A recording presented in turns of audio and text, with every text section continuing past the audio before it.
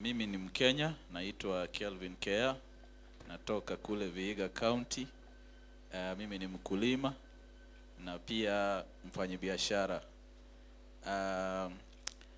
I've been in the youth space. I'm retiring soon. I hope you'll allow me to retire quite fast.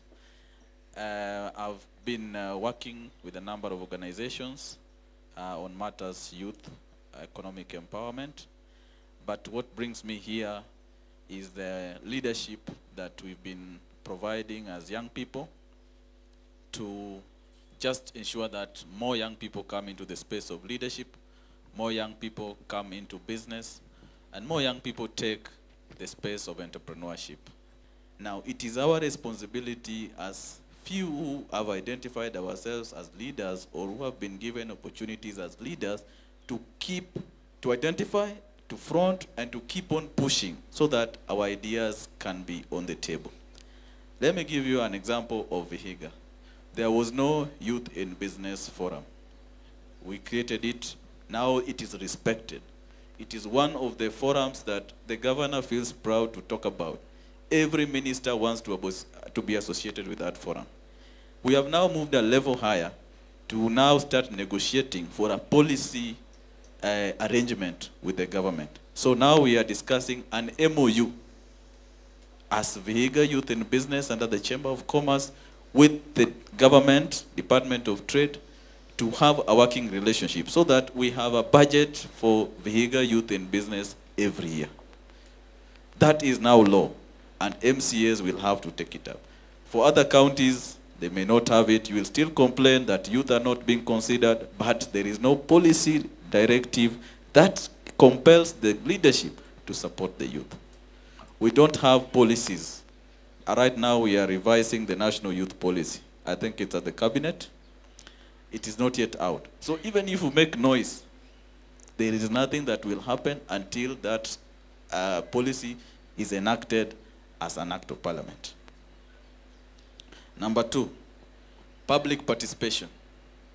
I would wish to encourage any youth who is here. You have gone to school. If you can speak English like I can see you speaking like Obama, go to public participation. Look at those documents. Corruption, business are all budgeted for at the budgeting process. For money for trains to be spent, it was put in the budget. And then they look at avenues of spending that money through whether corruption or proper implementation. So if you miss that part of you being in the budget process formulation, you will also miss on the implementation and on the expenditure and on the benefiting. Attend public participation. If you have gone to school, you cannot attend public participation. How do you expect your grandmother or your mother who never went to school to analyze those documents and translate them and argue properly in a public participation forum? Please, guys, let's be serious. Number 3, there are opportunities for financing academics. But I also want to tell you that these opportunities are few. If you are a young person and you come from the county, I come to Nairobi and I'm in the county. I've lived in Siaya. I've lived in Vihiga. You will see huge parcels of land lying idle, close to the river line. And produce are coming in those counties from other counties. For instance, in Siaya, I know cabbage is coming from another county. Onion is coming from another county. Eggs is coming from another county. Same to Vihiga. Why can't you put yourself in that value chain space? Start generating income that can take you to school. Yeah? As you do that, there will be other people who will identify with you to take you to school. So stop yapping and yarning that you've not gone to school. You can always create your way through school.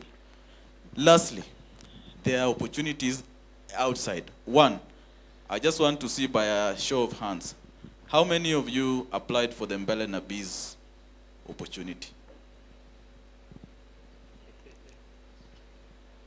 You can see there are few hands out of 100. How many of you tried to help somebody to apply the Mbele na Biz opportunity? few hands again. Now, mbele na biz, for those who know, the government through World Bank released 15 what? 15 what? Billion. Grant for youth. Grant, not loan, grant. And the work was just to go into the portal, put in an idea, and leave it. Well, people, the deadline came and went. Those who did it. Those who will get it, I congratulate you in advance. I am one of them who applied. But why am I raising this issue? Is that young people, we cry for opportunities, but when those opportunities come, we are the first ones to start castigating and complaining before putting an attempt. There is youth funds. There is Uwezo Fund. There is Women Enterprise Fund. All these are government interventions. There is AGPO. How many young people try to just participate in these processes? Even if you've heard somebody has failed, my story and DeGratia's story will never be the same. Yeah? I may try, I fail, but I will be an inspiration to teach another person on how best to do it. Mwisho kabisa. Mwisho kabisa. Failure is not fatal and is not final. If you have failed in school or academics, it does not mean that umeisha. If you have failed in a business, it does not mean that umeisha. If you are not sitting on this panel today, inamaanisha hujaisha. Try and get up, pick up yourself, and always push every day for success. Thank you.